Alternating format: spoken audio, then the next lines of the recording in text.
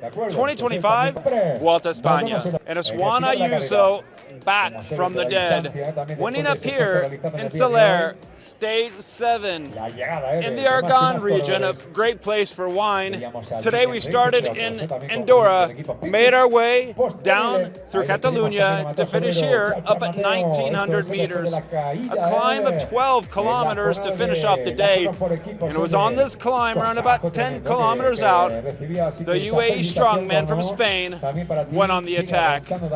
You might have heard Juan Ayuso speaking great English in some of our interviews. Well, he grew up part of the years in Atlanta, Georgia, and we love speaking with him every day, and we're gonna want to hear from him as to how the tactics played out in this escape of around 13 riders. It was initially 2 escape groups that came to one, all started by none other than our stage winner, Juan Ayuso. The reason I mentioned stage tactics, overall tactics, is that UAE is here to win the race overall.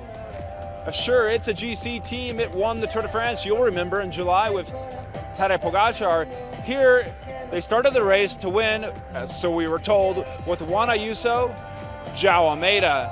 Juan Ayuso yesterday lost 11 minutes and said, hey, look, I was always here. I always told you guys I was here to test my legs. And so this shouldn't be a surprise.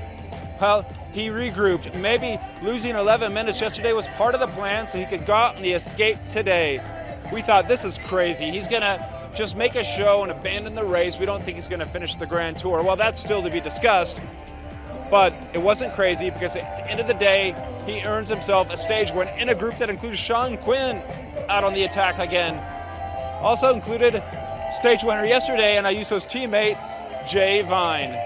And Mads Pedersen there in the leader points jersey. Plenty of strong men in this group that would gain time today, but never quite put Thorsten Thrijn's GC lead in the red jersey under threat. You'll remember yesterday, the Norwegian took the red jersey from Jonas Vingegaard, and it's a big deal for the Norwegian and the Bahrain Victorious team, so much so that Bahrain Victorious worked most of the day to keep this escape under check. Now, there again with tactics, I'm going to argue that, and you can let me know down in the comments.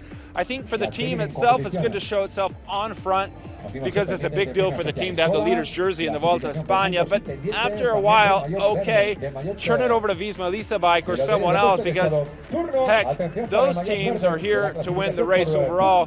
Jonas Vingegaard, Visma Lease Bike have the responsibility to take control to try to win this race.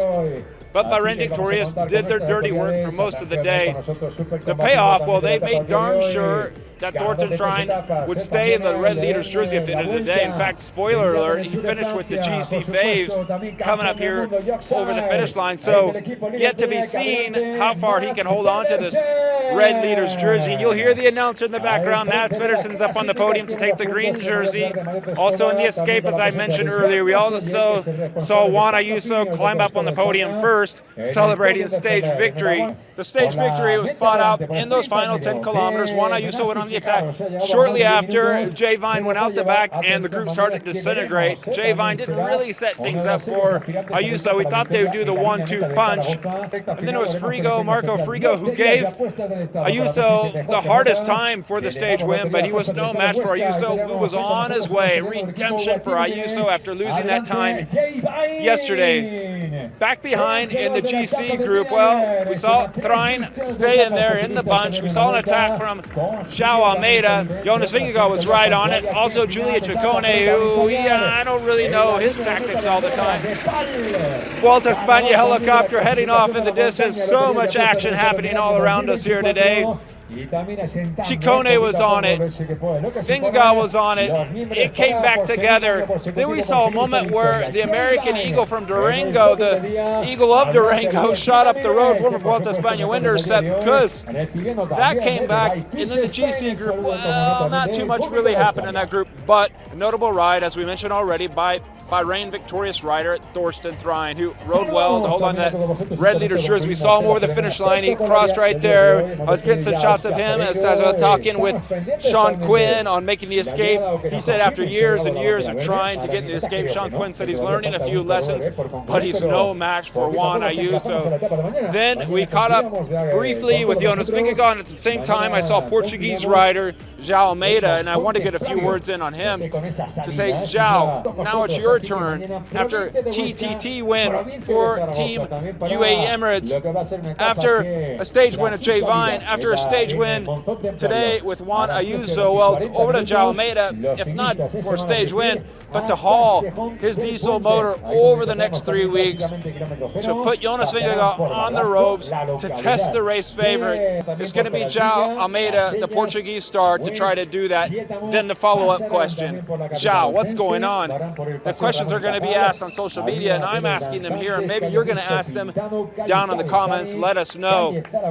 If you're watching in Canada, wherever you're watching this race, what do you think of the tactics? Are UAE wearing themselves out with Jay Vine up the road, with Juan Ayuso up the road? Shouldn't they be circling their leader, the clear leader, João Almeida, if they want to win this race overall and really put the screws on Jonas Vingegaard, really hurt the morale of Jonas Vingegaard after they did that in the Tour de France, and to repeat that in the Vuelta España? Well, he would be crushed if they did so, and maybe they'll still do so. Maybe this energy they're using is like Wiesmann back in the day when they were sending Wout van Aert up the road, or Sepp Kuss when he won his endurance stage a few years ago. In fact, we asked Sepp Kuss about the tactics, and Kuss said, no, don't worry. The team's letting different riders have their opportunity, and when it comes time, they're going to circle their wagons around Almeida to fight for the GC win for the Portuguese star. Well, to be seen. Stage 7, we're 7 days into this race, back into the home country where we're going to stay for the next couple of weeks. And at the end of the day, it's Juan Ayuso redemption ride up here at the top of Cerler. Awesome ride by the Spanish rider here at the 2025 Vuelta España.